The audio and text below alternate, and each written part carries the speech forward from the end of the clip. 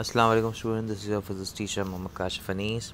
और बेटा आज जो है हम सॉल्व करने जा रहे हैं हमारे पास AQ का पेपर नंबर 4। ठीक है बच्चों, तो अब अगर हम जो है इसके हवाले से जो है बात करना शुरू करें तो आपको यहाँ पर बच्चे एक बात जो है समझ में आएगी।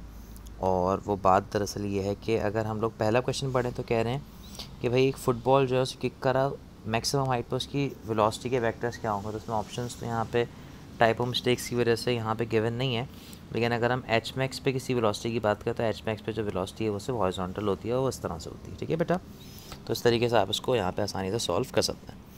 इस वाले सवाल में कहा ही जा रहा है कि 30 डिग्री पे लॉन्च किया, if the stone lands on the ground 4.5 degree later, how tall the building is. अब आपको जो है इतना करना है, हाइट गिवन है, टाइम गिवन है, और आपको बेसिकली क्या निकालनी है जी, हाइट निकालनी है, और साथ में आपको स्पीड भी गिवन है। अब कह रहे हैं stone is thrown upwards from the top of a building at an angle of 30 degree to the horizontal with the initial speed of 20 metres per second. If the stone lands on the ground 4.22 seconds later, how tall the building is. ठीक है बच्चों, तो आपको सिर्फ h is equals to 5t² का formula लगाना है, time की जगह ये वाली वैल्यू रखनी है, सॉल्व करना, हाइट आ जाएगी। What is the gravitational acceleration for any projectile, तो हमेशा डाउनवर्ड्स होती है बेटा। इस वाले न्यूमेरिकल में आपको जो है पूछा जा रहा है force of friction acting on the 6 kilogram body, और इसमें जो डायग्राम जो एक्सेलरेशन गिवन है भाई वो कितनी गिवन है, 4.6 मीटर पर सेकंड का स्क्वायर। ठीक है बेटे, तो एक्सेलरेशन हमें गिवन है और हमें जो है फोर्स ऑफ फ्रिक्शन निकालनी है। तो यहाँ पर अगर हम देखें तो ये टेंशन है, तो बैक साइड पे जो है हमें फ्रिक्शन मिलेगी, और इस वाले केस में जो टेंशन है उसका फॉर्मूला होता है, हमने याद किया था, m1 m2 upon m1 plus m2 whole multiply by g। ठीक है बेटा, तो आप इसको सॉल्व कर लीजिए, तो यही चीज़ आपकी जो है किसके बराबर आ जाएगी, फ्रिक्शन के बराबर आ जाएगी। यानी कि फ्रिक्शन जो है वो असल में टेंशन को जो है बैलेंस आउट कर रही होगी, क्योंकि टेंशन इस बॉडी को जो है आगे की तरफ ले जाएगी और फ्रिक्शन इसे पीछे की तरफ से बैलेंस कर लेगी। ठीक है बच्चों, अब इसमें कह रहे हैं कि इस पॉइंट से बॉडी को रिलीज़ करें कि वो टेंजेंट से आगे टकराए। तो अगर मैंने 3 देखिए, अगर मैं यहाँ पर इस तरह के टेंजेंट्स बनाऊँ तो ये टेंजेंट्स यूँ बनेंगे, तो 2 से अगर मैं रिलीज़ करूँगा तो ये आगे इस पर टकराएगी। इस वाले सवाल में जो है what is the speed of a planet that travels in a circular path of radius this and has a time period of this. तो आपको फॉर्मूला लगाना है v is equals to r omega का। आर की value पता है, omega की जगह 2π/t रख लीजिएगा, इस टाइम को सेकंड पे कन्वर्ट कर लीजिएगा। कैलकुलेशन मुश्किल है लेकिन ये हो जाएगा सॉल्व बस। अच्छा भाई, इलेक्ट्रिक फील्ड डेंसिटी और डिस्टेंस जो होता है वो इन्वर्सली और स्क्वायरली रिलेटेड है, उस तरह का जो ग्राफ है वो उस तरह से बनता है, तो ये वाला ऑप्शन जो है वो सही हो जाएगा बच्चों।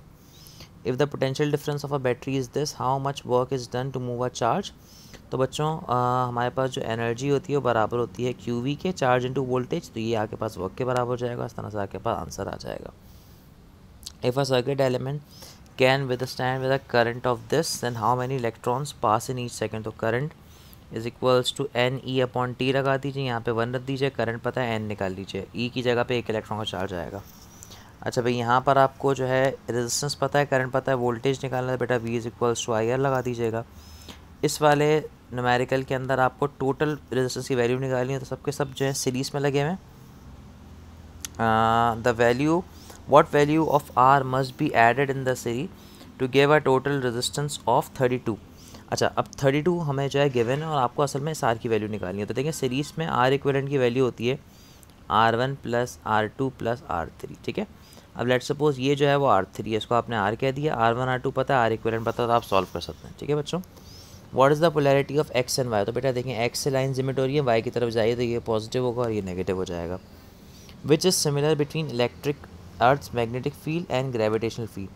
Field line points only away from earth, field line points towards earth, field line is dependent on the distance from earth, field strength is independent from the distance of अर्थ।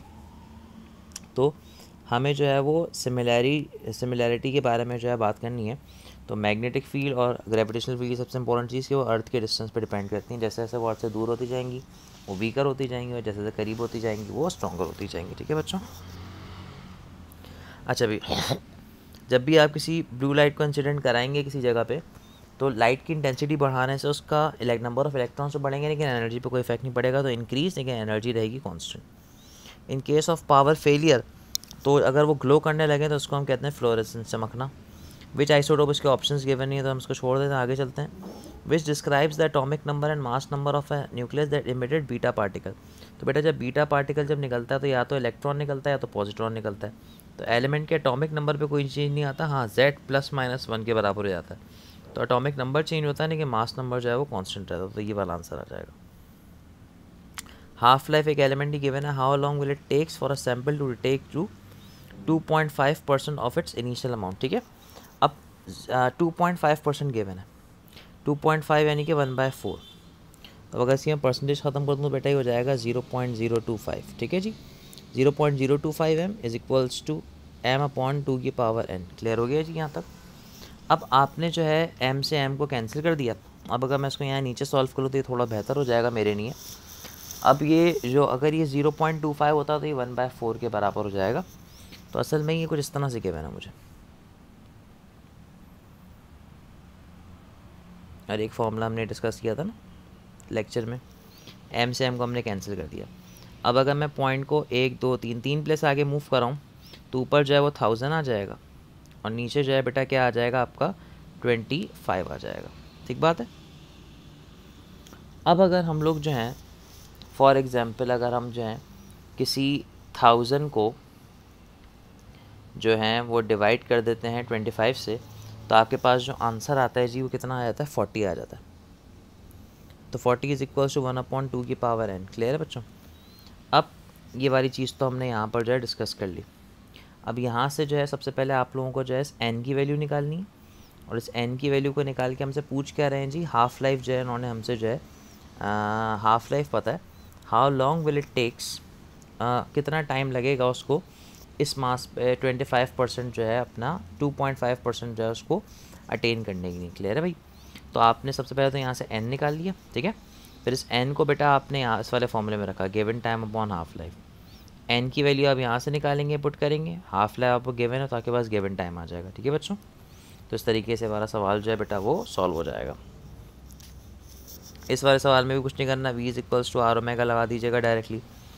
अब अगर नीचे वाले सवाल में जाएँ, a linear accelerator is a device that is used to accelerate electron using electromagnetic field. With time the electron energy increases and the speed of electron approaches speed of light. अगर electron वैसे भी normally speed of light से move करता है, लेकिन अगर हम electron को एक्जैक्टली स्पीड ऑफ लाइट से मूव कराएं तो उसकी स्पीड में स्लाइटली इंक्रीज आएगा, लेकिन ड्यू टू मास वेरिएशन उसकी जो मास है उसमें बहुत ज़्यादा इंक्रीज आ जाएगा। तो बी आंसर सही है। नीचे वाले सवाल में आपको टेम्परेचर्स गिवन है और आपको स्पेसिफिक हीट निकालनी है, तो बेटा यहाँ पे फॉर्मूला लग जाएगा mc डेल्टा टी का बच्चों। ठीक है, in thermodynamics the process in which no heat enters, तो एडियाबैटिक है ऑब्वियसली बात है। Which of the following statement is not correct, evaporation produce cooling सही है, boiling point depends on the outside सही है, evaporation boiling point takes place at all temperature ये गलत है, एवेपोरेशन तो हर टेम्परेचर पर होती है लेकिन बॉइलिंग नहीं होता। इस वाले सवाल में man moves with the thrice of the speed of sound, यानी कि टुवर्ड्स अ स्टेशनरी सोर्स, यानी कि v0 जो है वो बराबर है 3 टाइम्स ऑफ v के, तो और ये सोर्स की टुवर्ड्स जा रहा है, तो बेटा f dash is equals to v plus v0 upon v whole multiply by f। यहाँ पे 3v रखेंगे, यहाँ पे v रखेंगे, तो ये 4 टाइम्स आंसर जो है आ जाएगा, amplified by 4 time. Electrostatic force between two charges x and y is double which could explain it. तो अगर आप इलेक्ट्रोस्टैटिक फोर्स को डबल कर देंगे,